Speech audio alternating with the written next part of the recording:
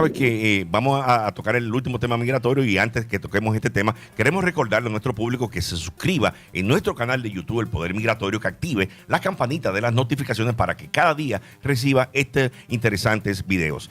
El atraso de la Corte de Migración ahora crece más rápido que nunca, enterrando a los jueces de migración en una gran avalancha de casos. O sea, en este momento hay una avalancha de casos increíbles en la Corte de Migración que está afectando todo el sistema de las Cortes de Migración.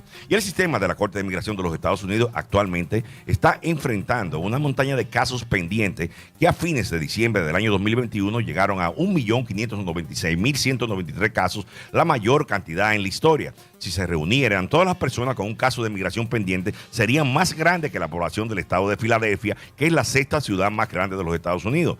Las administraciones anteriores, desde al menos la administración de George Bush, han fracasado cuando intentaron abordar el problema aparentemente intratable del retraso de la Corte de Migración. Sin embargo, ha surgido una nueva tendencia inquietante durante la administración de Joe Biden que exige atención.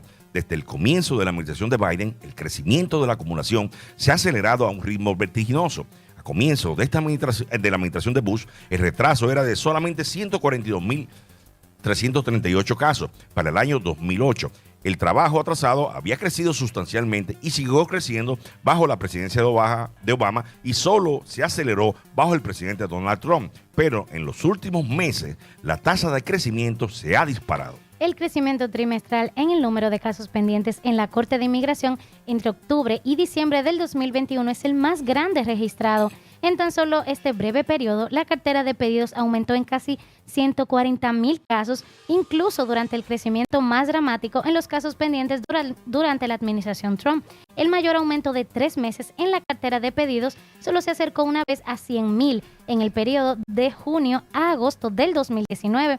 Si las comparaciones se restringen a periodos trimestrales más típicos con cada año fiscal dividido en 4 trimestres fijos, entonces el pico más bajo, Trump, alcanzó solo 78,000 durante el último trimestre del año fiscal 2019, o sea, de julio a septiembre. Sin embargo, debido a que Track recibe registros judiciales caso por caso cada mes, es posible medir el crecimiento de la cartera de pedidos para cualquier periodo de 3 meses para obtener una evaluación más finalmente calibrada de cuándo se produjeron los brotes de crecimiento. Estos hallazgos sugieren que los tribunales de inmigración están entrando en una nueva era preocupante de cargas de casos aún más aplastantes, lo que es más preocupante ya que el intento de encontrar una solución aún ha podido revertir la avalancha de casos que enfrentan ahora los jueces de inmigración. El cierre parcial de las cortes durante la pandemia del COVID-19, por supuesto, ha contribuido al creciente de esta acumulación. Como Track informó anteriormente, las finalizaciones de los casos mensualmente promediaron alrededor de 40,000 casos en los meses previos al cierre. Luego se redujeron a solamente 6,000 casos. O sea, se estaban manejando 40,000 casos cada mes y solamente bajaron a 6,000 casos. Sin embargo, a pesar de los cierres de los tribunales debido a la continuación de la pandemia, la finalización de los casos ha ido en aumento y promedió 22,000 casos durante el primer trimestre del año fiscal del año 2022. Sin embargo, el principal contribuyente al aumento de la acumulación no es el ritmo de la finalización de los casos, sino la reciente avalancha de nuevos casos presentados por el Departamento de Seguridad Nacional. Track notó el comienzo de esta trayectoria ascendente en el mes de junio. Si continúa el ritmo actual durante el primer semestre del año fiscal 2022 de notificaciones de comparecencia a los recién llegados, esas son todas las personas que están entrando por la frontera, la Corte recibirá 800,000 casos nuevos, al menos 300,000 más que el total anual de la Corte haya recibido durante toda su existencia. Y bueno, ¿qué depara el futuro? Aunque el aumento reciente en la acumulación de casos en la Corte de Inmigración es alarmante, no es que el Congreso o el gobierno federal se hayan mantenido a oscuras sobre este problema. Desde por lo menos 2008, Track ha publicado informes regulares y alertas sobre el creciente atraso, brindado al público datos detallados en su sitio web, y Track ha testificado ante el Congreso para compartir sus hallazgos con los legisladores. El final del informe a continuación proporciona una lista de 50 informes Track publicados desde 2008 que plantearon inquietudes sobre el creciente atraso de la Corte de Inmigración y proporcionó hallazgos de investigación detallados para corroborar esas inquietudes, así como ayudar al Departamento de Justicia, jueces de inmigración, legisladores y el público en sus intentos de abordar estos problemas. No obstante, vale la pena revisar un par de dos informes, uno de 2009 y otro de 2019, que ilustran el crecimiento de la cartera de pedidos y sus efectos durante esa década. En 2009, Track publicó un informe titulado aumentan los retrasos en los casos en los tribunales de inmigración, aumentan los tiempos de espera resultantes. En ese momento el atraso era de 200,000 casos y el promedio de tiempo que los casos habían estado pendientes era de 14,5 meses. Para el contexto, recuerde que 140,000 casos, casi el 75% del total de casos atrasados en 2009, se agregaron solo en el primer trimestre del año fiscal 2022. Track calculó las minutas erosionadas de que los jueces tuvieron que tratar con cada asunto que luego recibieron los tribunales de inmigración. Y para brindar contexto, pues describió la típica semana de trabajo en la vida de un juez de inmigración. En ese entonces, en una sola semana, el juez de inmigración típico estaba programado para presidir 69 audiencias, un número que también iba en aumento. Cada juez estaba programado para celebrar audiencias prácticamente sin parar, con solo medio día cada semana cuando no estaba programado para estar sentado en audiencias. En promedio, durante una sola semana, un juez dispuso de 27 casos, 22 decisiones fueron decisiones orales tomadas por el juez al final de una audiencia, mientras que 6 fueron emitidas como decisiones escritas después de la finalización de las audiencias.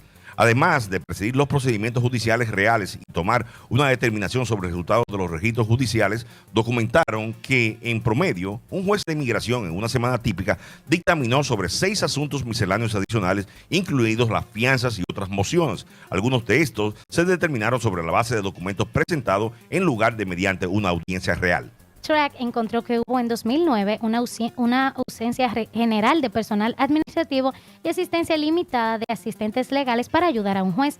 Además, en muchos casos similares al actual, el inmigrante que comparecía en el caso no tenía abogado. Esto significaba que los jueces en una semana típica podían dedicar un tiempo considerable pues a orientar a las personas sobre sus derechos en los procedimientos de deportación, explicando los procedimientos del tribunal, explicando las pruebas, describiendo los posibles derechos de apelación y además respondiendo otras preguntas. Y eso atrasa muchísimo los casos. O sea, en las cortes de migración son de las pocas cortes que las personas se presentan sin abogado, entonces muchas veces los jueces tienen que explicarle a personas a través de un intérprete cuáles son los procedimientos que se están llevando a su cargo y en su caso, y muchas veces eso puede llevarte hasta media mañana. En muchos de los peores escenarios, los jueces no proporcionaron esta orientación y los inmigrantes fueron deportados sin entender el proceso legal. En alrededor de las 3/4 de los casos tratados por el juez típico cada semana, los inmigrantes no hablaban inglés y por lo tanto necesitaban un traductor.